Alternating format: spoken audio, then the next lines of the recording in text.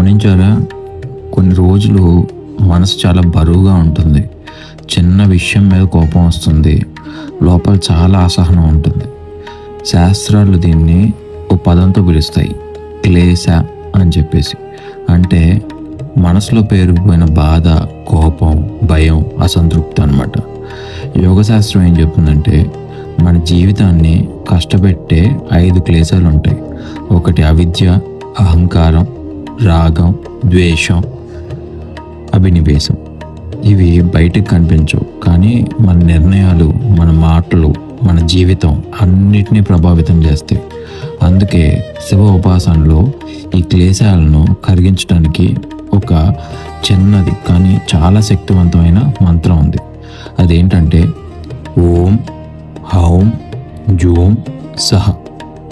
ఓం హౌం zoom సహ. ఇది శివతంత్ర సాంప్రదాయాల్లో చెప్పబడిన క్లేశనాశన బీజమంత్రం. ఇది చాలా చిన్నది, కానీ దీని ధ్వని వల్ల మనసులో భారాన్ని కరిగించేలా రూపొందించబడింది. ఓం అంటే సృష్టి మూలధ్వని అన్నమాట. హౌం అంటే శివతత్వం అంతర్గత శక్తి. జూం అంటే మనసులోని నెగిటివ్ స్పందనాన్ని కరిగించడం. సహ ఆ శక్తి మనసులో స్థిరపడటం. అంటే ఈ మంత్రం సారాంశం నా లోపల ఉన్న క్లేశాలను శివతత్వం కరిగించాలి అని చెప్పేసి. ఈ మంత్రం చాలా సులభం.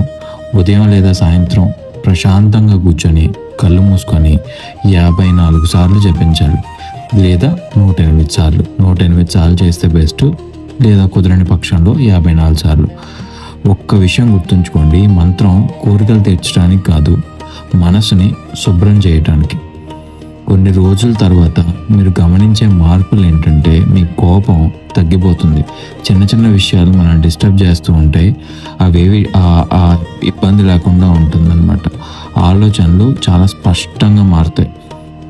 గుర్తుపెట్టుకోండి, జీవితంలో చాలా సమస్యలు బయట నుంచి రావు. మనసులో పేరుకుపోయిన కోపం, భయం, అసహనం ఇవే మన జీవితాన్ని భారం చేస్తాయి. శివ ఉపాసనల్లో ముందుగా అడిగేది డబ్బు కాదు, విజయం కాదు, క్లేశ నాశనం. ఎందుకంటే మనసు శుభ్రమైతే నిర్ణయాలు ఆటోమేటిక్గా సరిపోతాయి. నిర్ణయాలు సరిగ్గా వచ్చాయనుకోండి, జీవితం దానంతట అదే మారుతుంది. అదే శాస్త్రాలు చెప్పాయి. శివుడిని చేరడానికి ముందు మన మనసు క్లీన్గా ఉండాలి, శుభ్రంగా ఉండాలి. జై శ్రీరామ్, జై హనుమాన్. Please subscribe.